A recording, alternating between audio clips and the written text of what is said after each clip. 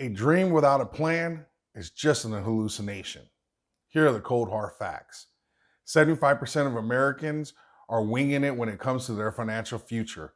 33% of Americans have no financial plan, and 58% believe their financial planning efforts need improvement. And 34% of that group has done nothing to plan for their financial futures. So stay with me, because if you fail to plan, you plan to fail. This video will help you to start develop a framework or approach to investing in gold and silver. So stay, hit the subscribe button, because Stackers is here to help you get the most out of your metals for your dollars. Also, click that hand and give yourself a thumbs up and give me a thumbs up for taking the next steps towards greater wealth.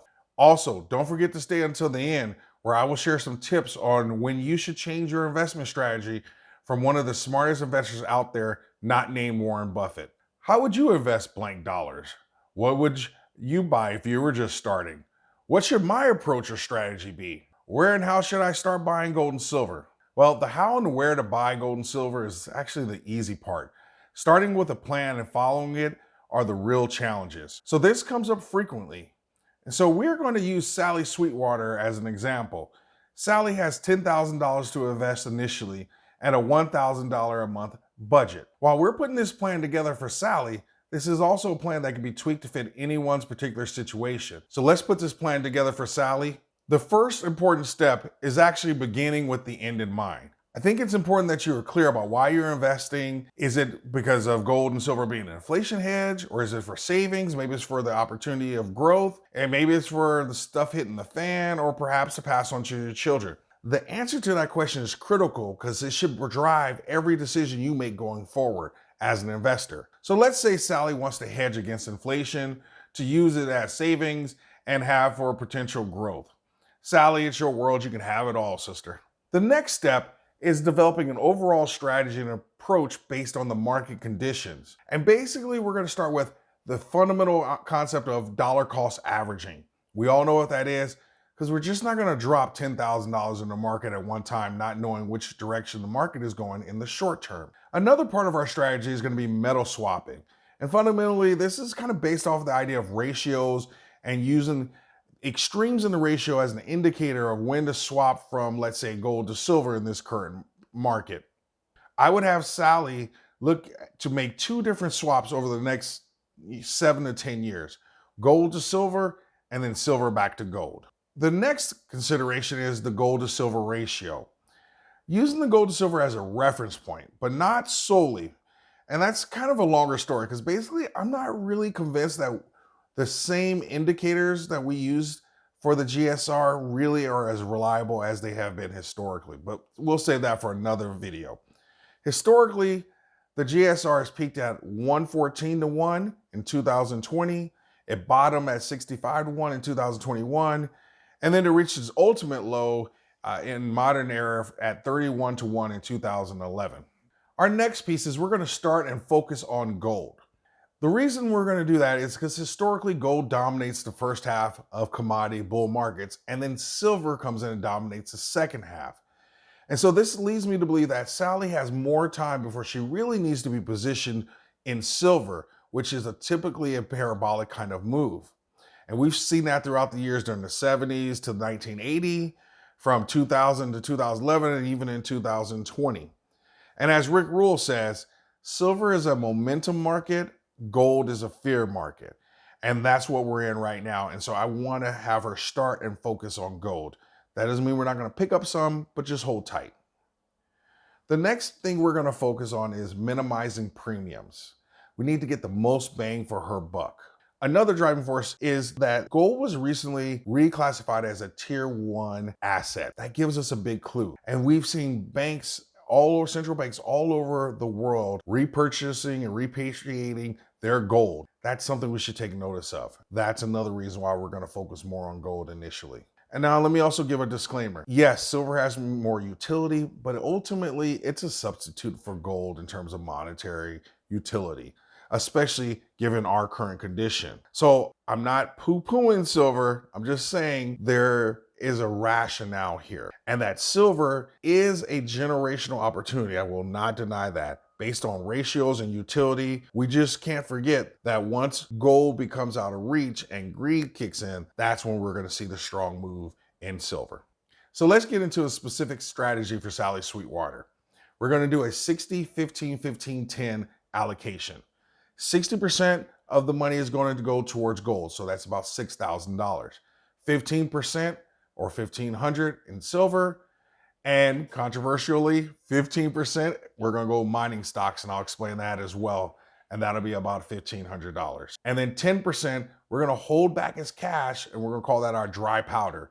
If there's a strong pullback or there's an opportunity, we want to have some extra funds that we can jump in at any moment. Now, before my hardcore stackers start to moan and get upset, investing in mining stocks provide tremendous opportunities for leverage growth for Sally. Given that she currently doesn't have any precious metals and is only starting with $10,000, I'd be remiss if we didn't recommend that she place some of her funds in a vehicle that can offer some opportunity for 10 or 20 times growth of her money. I know, we're stackers, but that doesn't mean that we can't purchase stocks either. With that, let's take a look at month one. So in month one, what we're going to do is we're going to establish a position in metals. And that's really just to protect from any potential runaway moves. And so we're going to take 3,000 of that 6,000 and we're going to purchase a 1 ounce gold bar. We're going to find whatever gold we can get that's closest to spot. I know that we generally like coins, but the bar is going to give her the biggest bang for her buck and reduce the premium. And then with the extra funds, we're going to purchase a 1/4 ounce round, and we might even be able to get ourselves into some kind of sovereign or LME coin that's a little bit under 1/4 that should be able to get us to right around $3,000. We're also going to purchase some silver.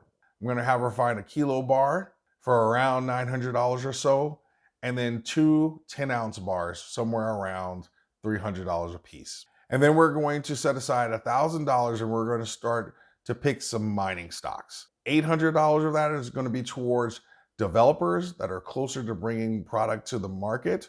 And that way we have a little less risk there, but still some potential for a strong growth. And then we're going to put about $200 or 20% of it into some explorers. If you want to know more about the mining stocks, I want you to check out my last video, Gold and Silver Mining Stocks. I'll put a link to that at the end. It's actually really worth it. I know, again, we don't do this as stackers, but this one is worth considering. Lastly, she's going to have some cash for a future budget. And that's that $1,000 in dry powder, the $3,000 that we didn't spend from the original $6,000, and the $500 that we're keeping as dry powder for mining stocks. Once we identify one that's starting to move, that might be an opportunity when the stock pulls back for her to jump in and purchase some more shares. Month 2 through 4 is pretty straightforward. We're going to continue to dollar cost average with the reserve funds that we have from the original $10,000. And now we also have an additional $1,000 that she has from her monthly budget. And so we're going to do that over the next 3 months. So we're going to take $1,500, $1,000 from the reserves and $500 from her monthly budget. And we're going to get a mix of fractional gold. We're going to try to keep those premiums below 12 to 15% if we can. Next, we're going to purchase a 10-ounce bar with that monthly budget.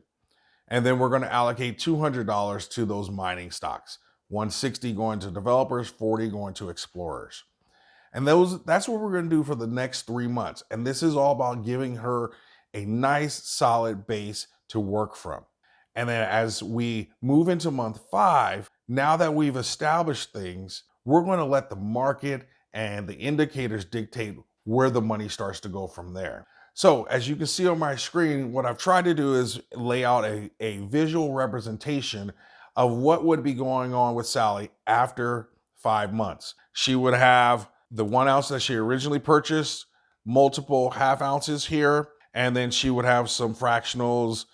This one happens to be a Russian ruble. Don't ask me how I got that. And that's what she has. She would also have this 1 kilogram bar. She'd have these 4 10-ounce bars. And then she'd have about $1,500 cash reserve. By no means do I intend to suggest that this is the only way to put $10,000 to work in the market. But what I hope you see from this is the strategy behind the moves. And now we can absolutely disagree here on which approach and how much of the split, but what I want to say to you is it's most important that you have some type of strategy. Otherwise, you will be overrun by your emotions, you'll suffer from FOMO, and you'll make a ton of mistakes along the way. These economic and investing waters are going to become very choppy at points, and you simply cannot be a rudderless boat being tossed around at the mercy of the ocean or the market. I want you to really think about, regardless if it's 10,000 or 2,000 or just how you're going to allocate your monthly budget, I want you to take some time and think about how you want to do this and what's your long-term plan. And that long-term plan, your strategy should dictate the way you buy. And that will help keep you out of trouble and wondering about, is this the right time to buy or not the right time to buy?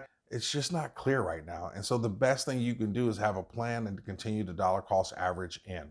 I promise you some tips on when you should consider changing your investment strategy, and I can't think of a better or a wiser person for us to take advice from. Before I do that, one quick comment shout out to Economic Friend. Economic Friend wrote in the last video, thank you for doing this video. I'm still learning about all these buying options, and I'm with you on the idea of spreading my investments with so many different stocks. I can see if one or two fail, otherwise others will soar with success. I've noticed most focus on one or two or three at the most. Your long list seems genius to me.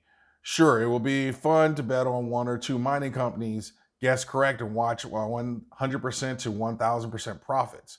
That would be a lot of fun, but that's what I call gambling. I've done that in the past and lost. Spread it out is my game now. Excellent presentation. Okay, a little warning here, folks. Economic Friend and I go back a little, and he doesn't know that I'm actually doing this. Because I pulled him out because it was truly an excellent comment, but this also seems like the perfect time for me to tell you to go check out his channel. He has a really nice community of folks over there. He covers metals and a whole range of topics related to investing. And much love to you, my friend. Keep on putting out good product. Back to the conditions I just mentioned. Rick Rule gives 4 conditions that would have him change from or stop buying precious metals and to start selling. 1, quantitative easing. When governments stop counterfeiting and overprinting currency. 2, debts and deficits. When federal, state, and local budgets start to become balanced. 3, a return to real interest rates, not negative real interest rates. 4, market share of precious metals returns to its 30-year mean of 1.5% ownership across the country. And 5 is the one we've added as Stackers U, which is geopolitical concerns subside. With that, please comment on your thoughts about this plan, what you would change or tweak, and share if you have your own plan, what that plan looks like, and how you've adjusted your plan over time. I truly hope you've enjoyed this content and learned something. This is what we do at Stackers University. So go ahead and hit that subscribe button so you can continue to learn how to be a better investor and increase your returns. Always stack smarter and never stop learning.